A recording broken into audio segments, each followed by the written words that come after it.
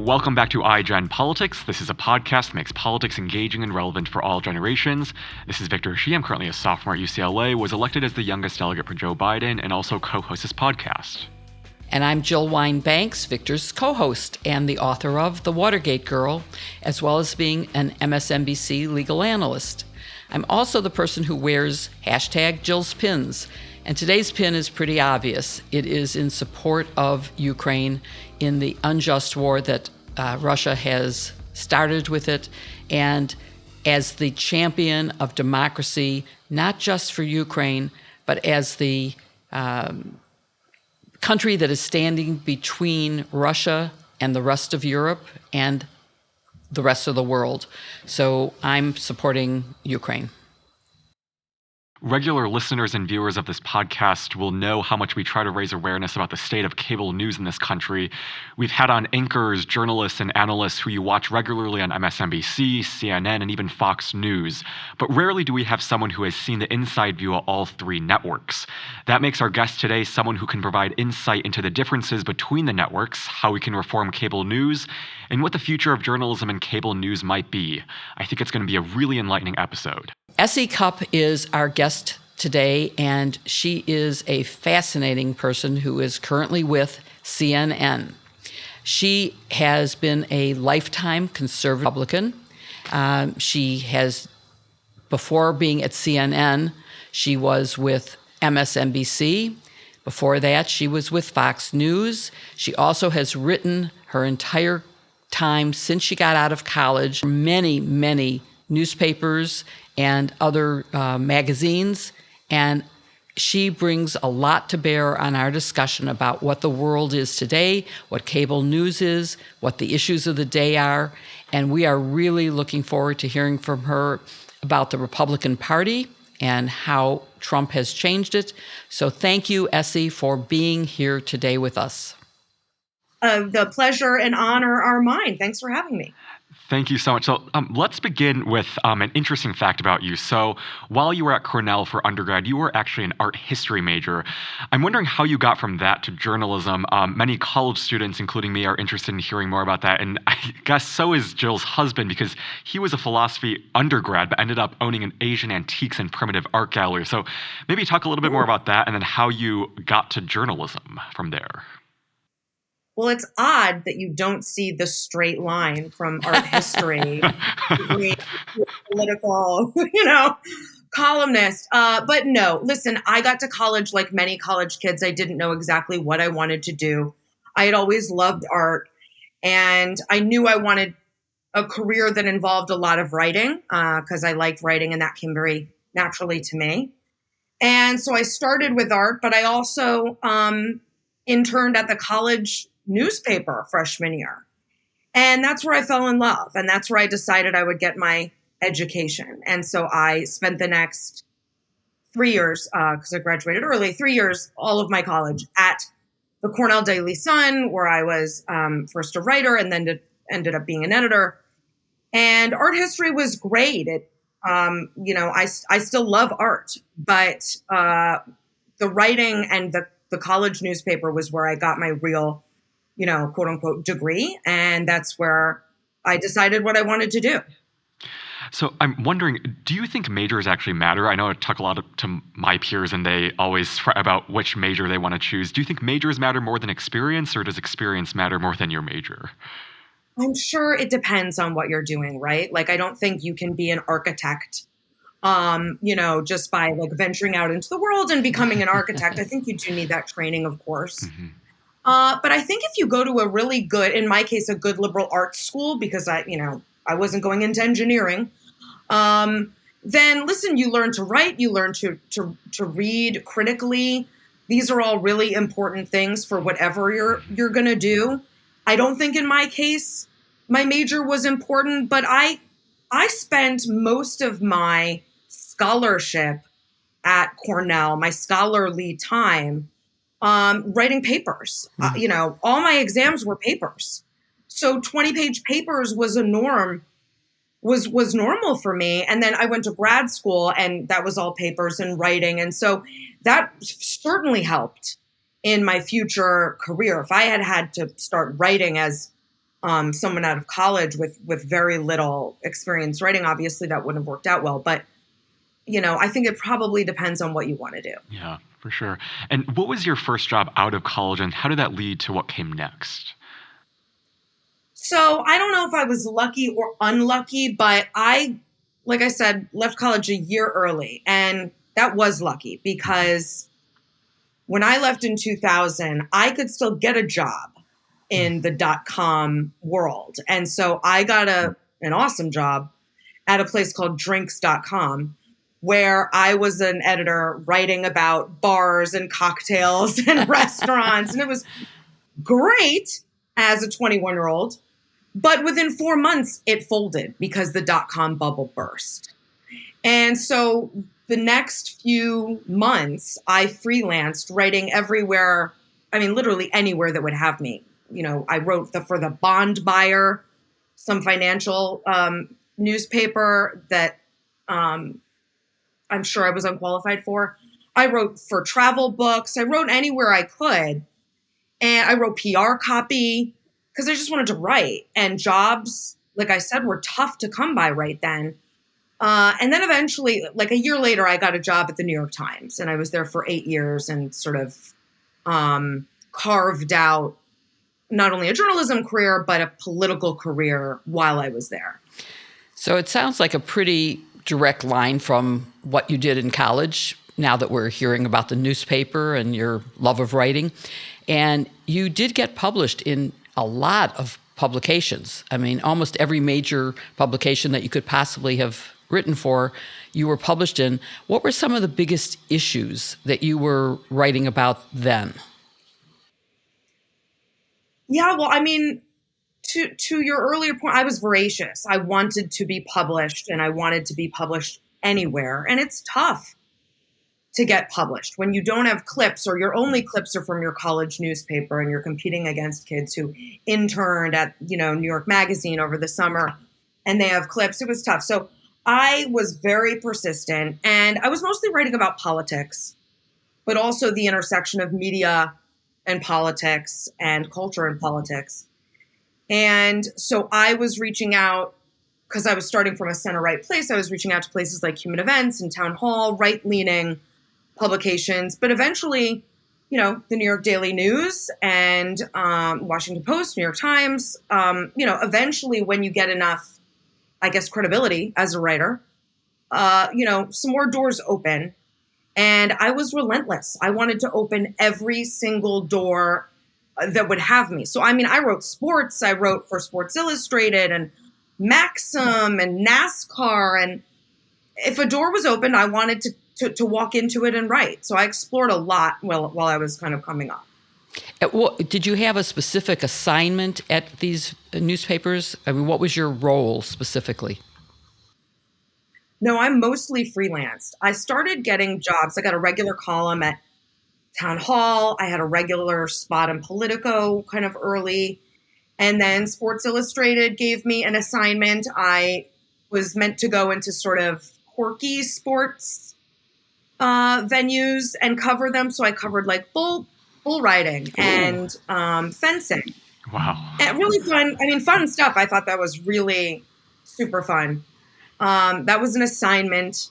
I eventually got my regular column at the New York Daily News writing on politics. I got that like 10 years ago, and I luckily still have it. It's such a gift. I'm really proud of that weekly column, which is now nationally syndicated. But I fought hard to get that column. I had to prove myself a lot to my editor, who's still my editor today, that I could do this week after week, that I could make deadlines, that I could churn out, copy that wasn't just derivative, or that my range was wide enough that I could cover whatever was going on. And that I wasn't a novelty as a young woman conservative in Manhattan, that wasn't just a one-trick pony, So I had to prove that over some time before I finally got that regular space. And I'm still so lucky to have it. Sounds like you were an early gig worker in the days when people really weren't doing that so much. And then you also ventured into television. You were at MSNBC, my very favorite channel, course, as co-host of The Cycle. So what was it like going from writing to actually being on air? Well, yeah, and this was not a move I made. I wrote the first book I wrote. Our publisher, Simon and Schuster, booked us on shows to promote it, and I think my first was Morning Joe on MSNBC. And after doing a few of those, networks kind of just called to say, "Can you come back? Can you do this?" And I was happy to have that platform to promote my writing. And so I just said yes. I said yes to everyone. And because I wasn't signed, I could go on CNN, MSNBC, Fox, Right. whoever would have me. And so I did. I went everywhere.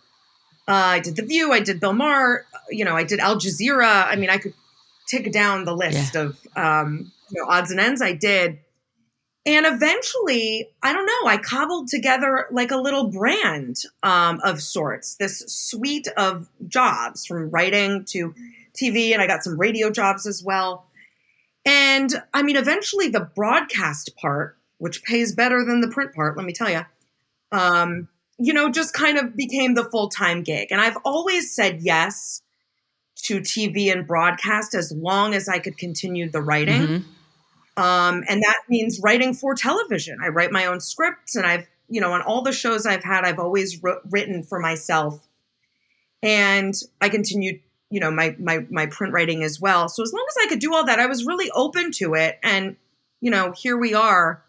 Many years later, I think I've been at CNN 9 or 10 years now. It's wild. This was not the path I charted. The writing part, yes, but this, the TV I never really saw. So you have an interesting perspective because you've been regularly on CNN, of course, but you were on MSNBC and you were on Fox. And I want to let's go back to the Fox time. You were on a nightly news show, Red Eye, with Greg Gutfeld. And what was it like working with Greg back then? And watching him on Fox News now with Janine Pirro and others, it makes me wonder what it was like. So talk about that, please. Jill, it makes me wonder too. Believe me. Listen, that was... In many ways, Fox is very different from how it was then. In some, it's the same. Listen, when I was there they were doing birtherism. That was there. I didn't engage in any of that and disavowed all of that. But there was the populist, nationalist undercurrent was there. It's exploded now, and it's almost the main course. That's all you can get there for the most part. But that was just a strain then. And so late night show like Red Eye was a comedy show. And yes, we talked about, political correctness, and we talked about politics, but it was fun and light. And it was on at 3 a.m. I mean, nobody took us very seriously, and I had a blast doing it. And then I would go on Hannity and Combs before Alan died. I went on Hannity. I, went on Fox and Friends. I did almost all the shows because I was a conservative pundit coming up. And so, that's where you went. And I'll tell you, it felt good to be surrounded by people who agreed with you for the most part and told you, no matter what you said, "Oh, that's so true, Essie." But it was so much better for me to go somewhere else where I didn't have those crutches, where I really had to sharpen my arguments and learn how to talk to liberals and independents and progressives and even conservatives who disagreed with me. That was a much more formative and helpful experience than it would have been if I had stayed working for Fox. It's interesting because I remember the era when Democrats and Republicans spoke to each other civilly and had debates about policy implications of agreed upon facts. And now, of course, I watch, Fox occasionally, not all that often, but I do try to be informed. And I see a total disinformation campaign. I don't even see an absence of facts. I see lies. And I'm wondering if there is any way to bring us back to a time when facts mattered, whether lawsuits like Dominion and Smartmatics, which could bankrupt Fox, would those make a difference? Is there some way to get facts to matter again and to have people debating issues, not facts? I mean, this is my biggest lament. And I talk about this all the time because I think it is one of the top issues we are confronting as a civilized society. And we're seeing a breakdown of our society because of lies and disinformation. And the first thing I'll say is we have to want to reject that. And I think there are plenty of news consumers, quote unquote news consumers, who want the affirmations, who want their grievances affirmed, their conspiracy theories affirmed, their hatred of the other party affirmed. They want people to talk more about who their enemies are than they do their friends and allies, or come to some kind of agreement. And let me just be clear, like, I'll talk to people at Fox, they think we're crazy. They think I'm crazy and CNN's lost their minds. It's not, I mean, I feel like it's, a binary choice, but it isn't to them. I mean, they really do see things differently. And that's hard to cut through when you can't agree that, like, basic facts, good stewards of information and journalism are acting. And that's just not the case. So you can't force that on news consumers who don't want it. You can't force C-SPAN on them. So they have to first and foremost want that. And listen, I don't have Hannity's ratings. I don't, for a reason. I don't have Tucker's ratings for a reason, because that's what I try to do in my work as a journalist, is find solution points, talk to people who disagree, but we can come to some kind of starting point. That is rejected on cable news. But let me give you the good news. The good news is, if you go and look at any number one, number two, top rated cable news star, Tucker, Sean, whomever, and it's the same at CNN or MSNBC, go to their top people. It's not a huge majority of the country that's tuning in. It's like 2% of the country is tuning in to the cable news prime time 8 or 9 o'clock show. Most people are tuning out. Most people are watching other stuff. They're watching other news, local news. They're watching sports. They're watching Netflix. They're watching, network sitcoms. So take solace in the fact that these guys are winning the ratings wars because it's a very small group of people that they are competing for. And so we can win those hearts and minds. I don't think cable news is the right vehicle to do it. So what is the right vehicle? Because I don't take solace in knowing that people are uninformed or ill-informed. Yeah. And I look at what's happening in Russia, where all sources of what I would call fact are being labeled fake news and being deprived to the people of Russia. So they don't know that their country has attacked an independent country. Yeah, I mean, there's not a whole lot, we can do about the Russia propaganda over there. Certainly dealing with social media, is a step. But listen, that's a real tough thing. No, but what I'm saying is it's the same here. People who get into a silo of Fox information and people who get into of what is actual fact based on, I see what happened on January 6th. I believe my own eyes, and I believe what I'm hearing. So that it's sort of a more general question. Yes, Russia may be a harder thing to deal with, but even in America, we're having a problem with facts. I think to a certain extent, some of those folks, to my earlier point, you're not going to reach. They don't want to be reached. All your attempts at telling them this is wrong, this is not true, are going to bury them in deeper. And make them feel like they're being, victimized. Just psychologically, we know that's sort of what happens with when you're dealing with cults. And actually, I'm wearing a shirt. Don't be I culty. love it. Don't be culty. Because I think if we look more at a lot of these folks as if they're part of a cult, that really, I think, is more instructive. Now, I'm not saying everyone who watches Fox News is, but I think to a certain extent, you're not going to reach those people. But I think my prescription for the rest is we need to give more money, resources, and attention to local news. We are so obsessed with cable news and what's happening nationally in Washington. We're not looking what's happening in our own backyard. And we don't know what's happening in our own backyard because we don't have a thriving local news infrastructure. Newspapers are shuttering, small town TV stations are being swallowed up by these conglomerates and then told what to say.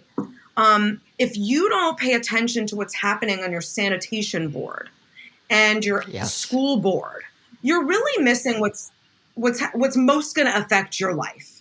It's not what's happening in Washington, D.C. It's what's happening in your own town.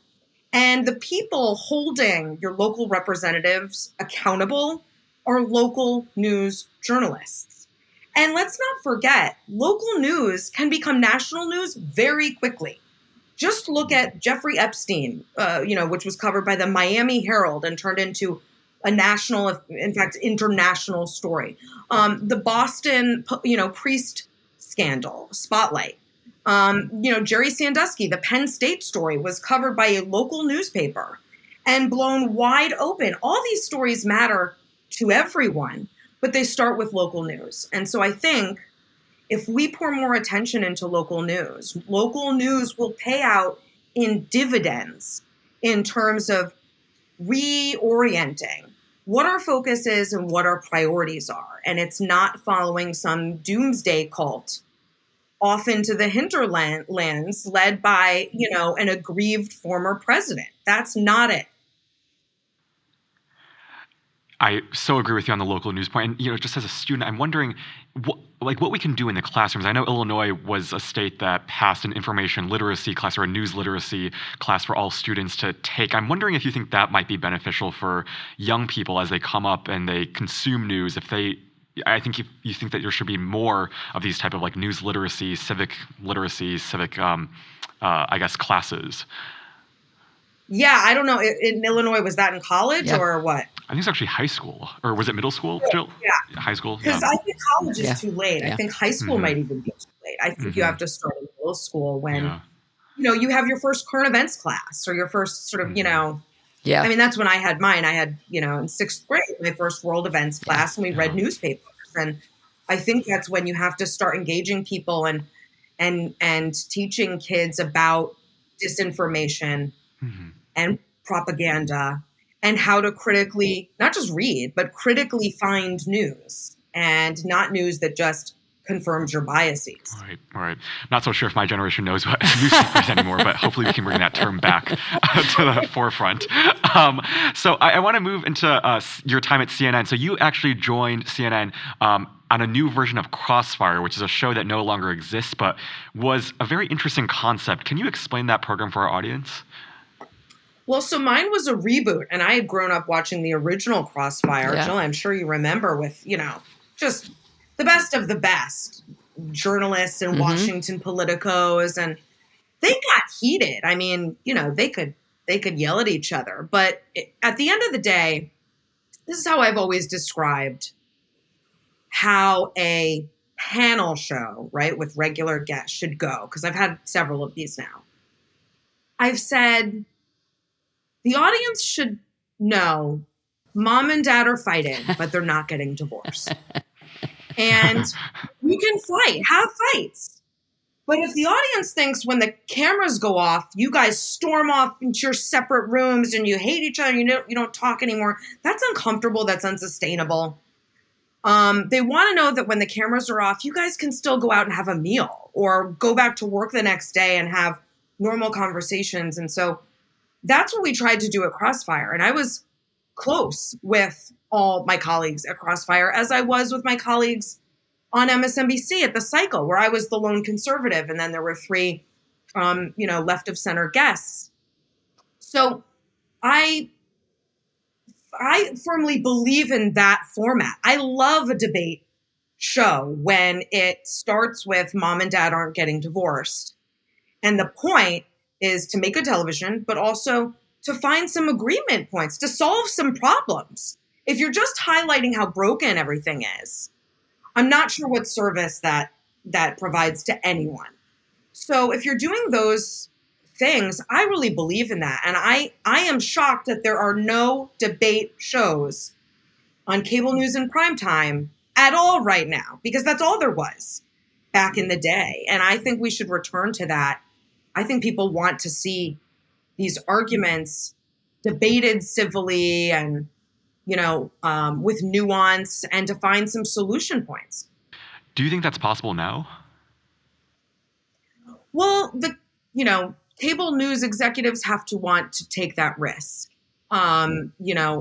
If you're just looking at the ratings, like I've said, it's Tucker, it's Sean, it's Rachel, it's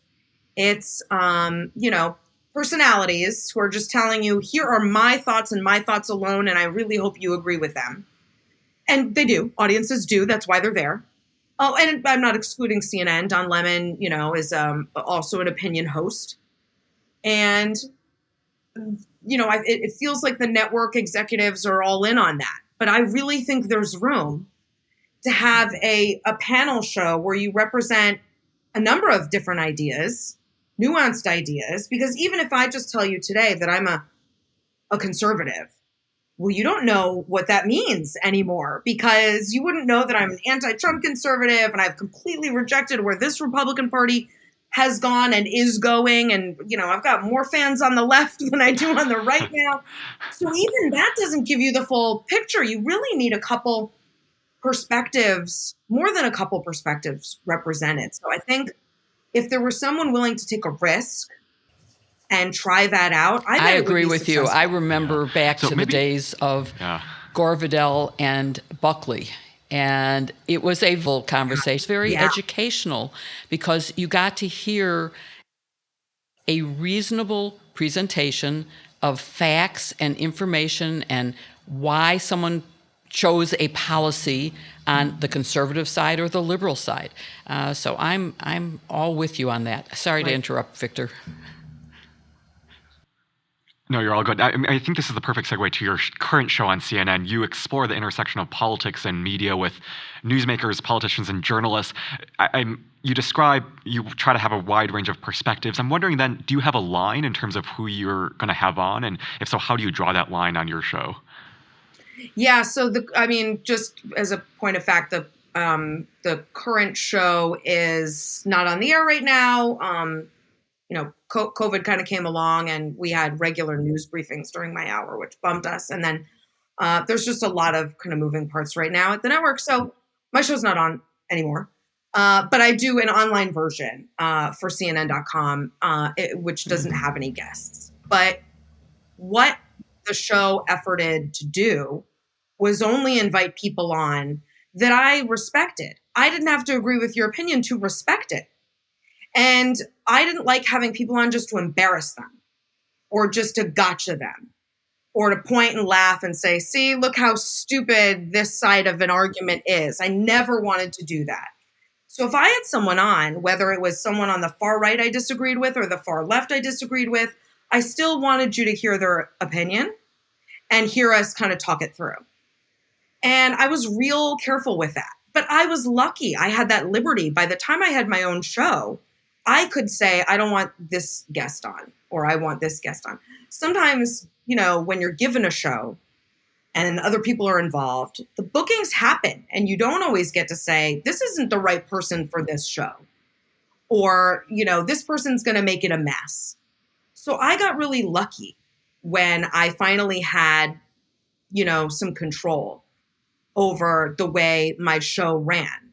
That's just not the case for all the shows. It's definitely all the case for people in prime time. They can all they can all decide who gets booked and who doesn't. But sometimes you just don't have that luxury. Mm-hmm. So in the current edition of the, I guess, online version, what topics are you covering now? And I'm assuming Ukraine's one of them, but how do you kind of come to the topics you decide to cover now? Well, I want to cover what's most important in the news cycle, but I don't want to regurgitate the stuff you've been hearing all day on CNN or somewhere else. So I am paid to give my opinion. It's a very narrow focus. It's my opinion.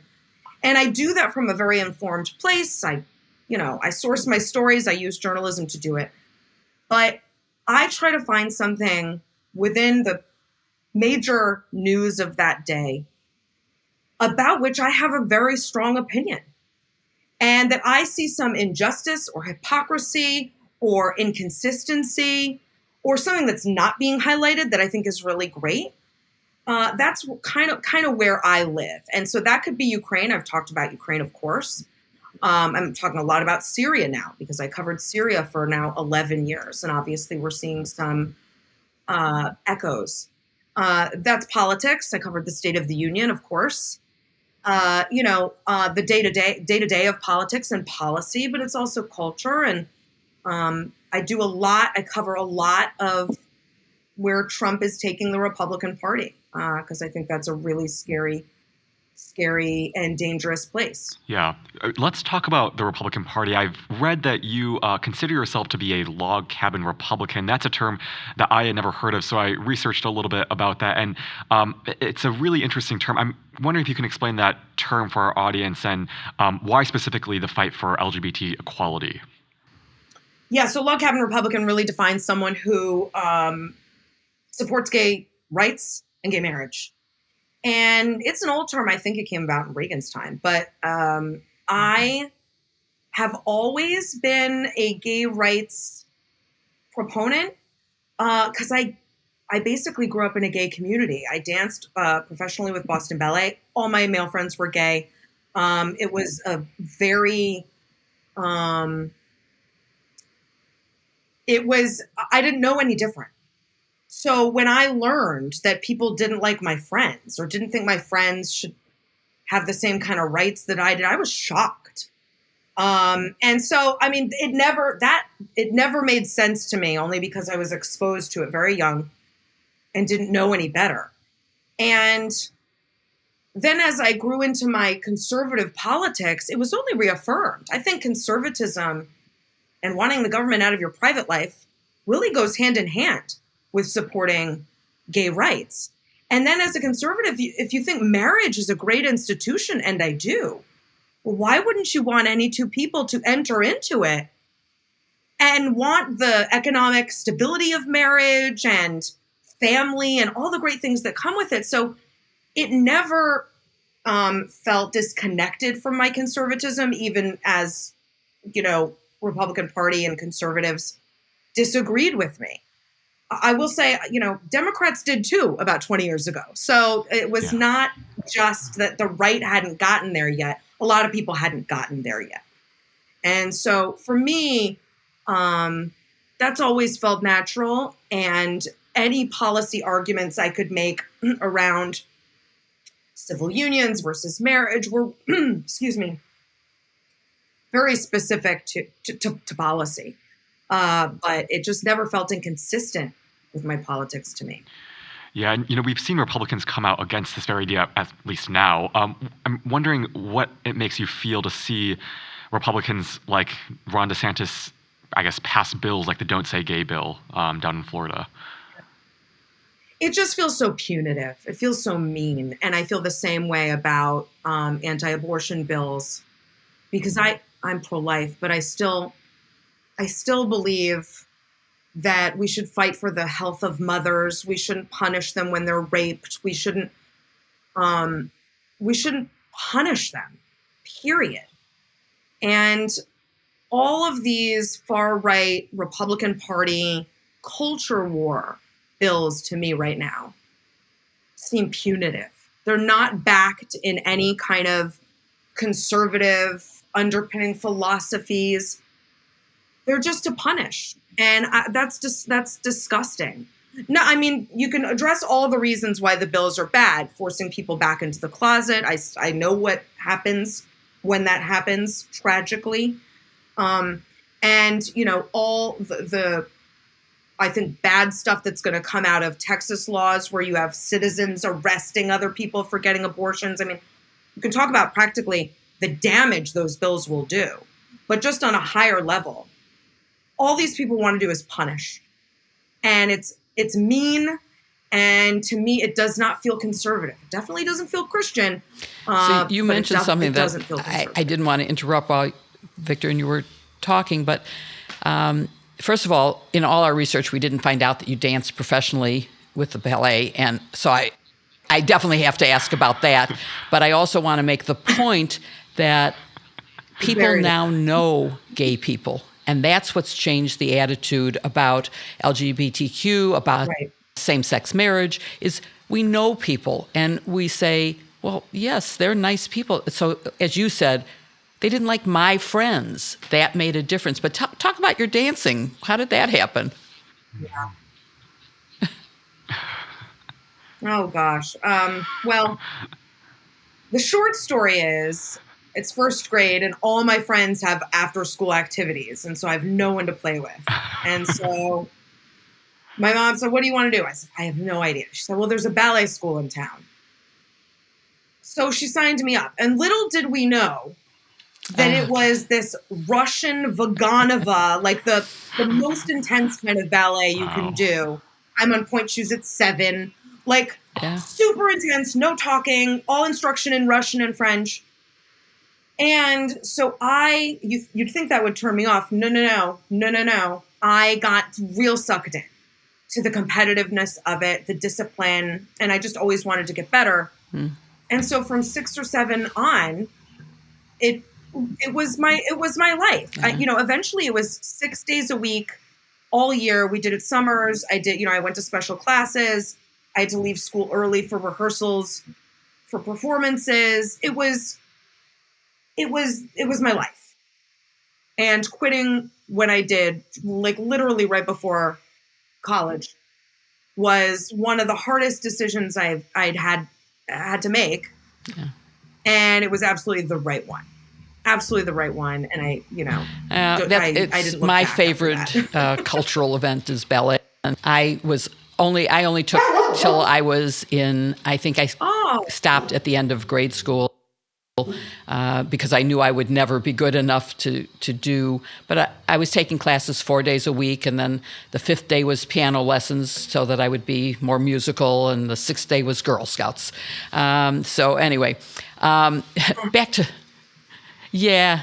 I will also say, for my 40th birthday, I went back on point. I went back to take ballet lessons from the Hubbard Street Dance Company, and went back on point. So let me tell you, it's a lot easier when you're in 6th and 7th grade than it is when you're 40 years old. But anyhow, let's go back to the Republican Party and their increasing efforts to ban discussion about sexual identity, which is part of, I think, what you're saying about how mean they are.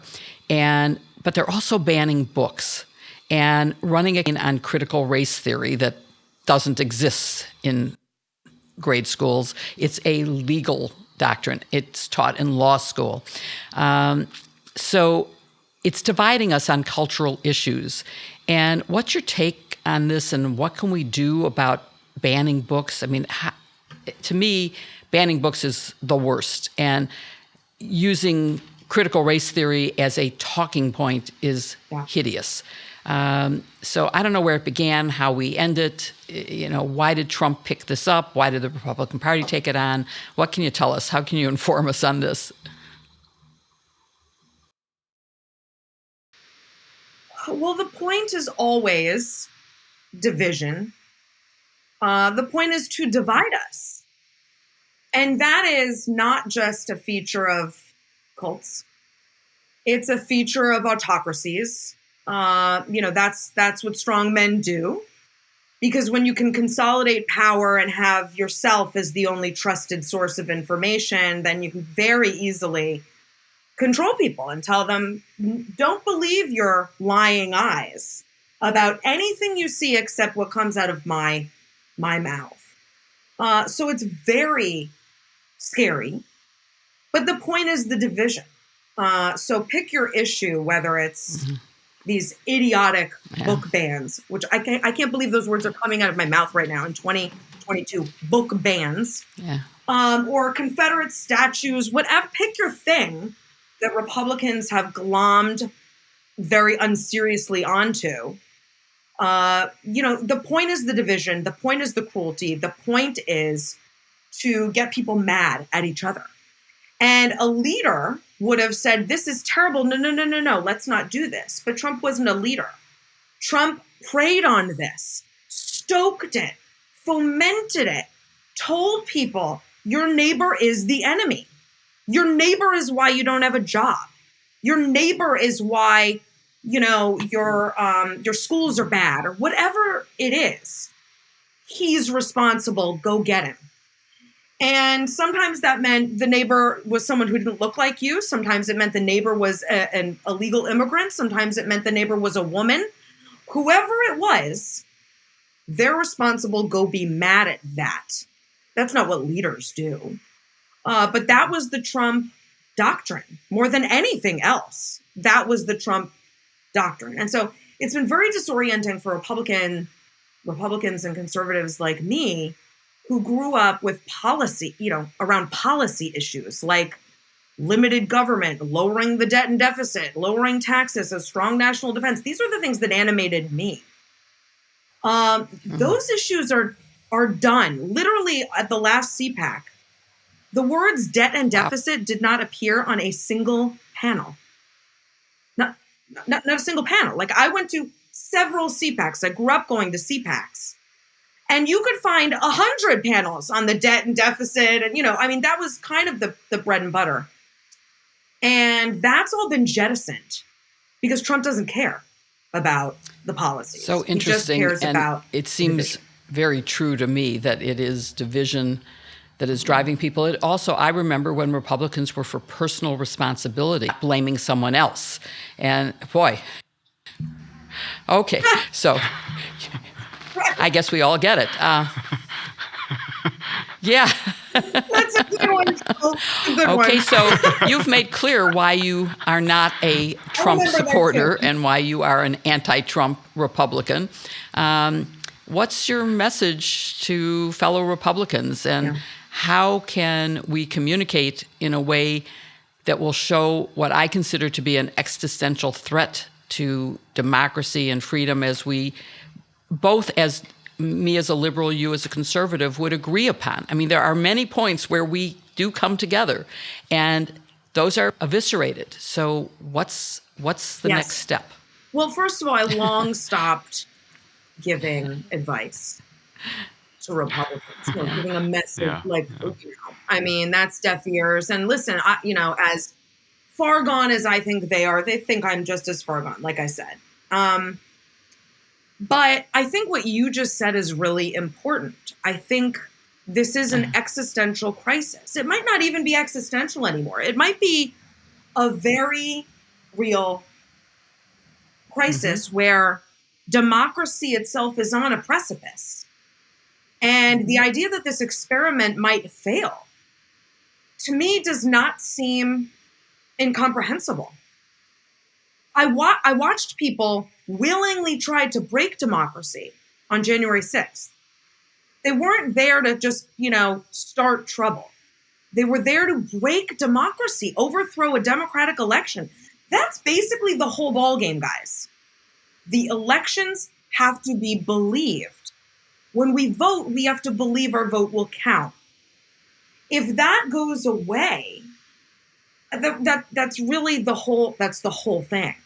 And so it's no surprise that's what Republicans are trying to do. They're trying to undermine your trust in elections.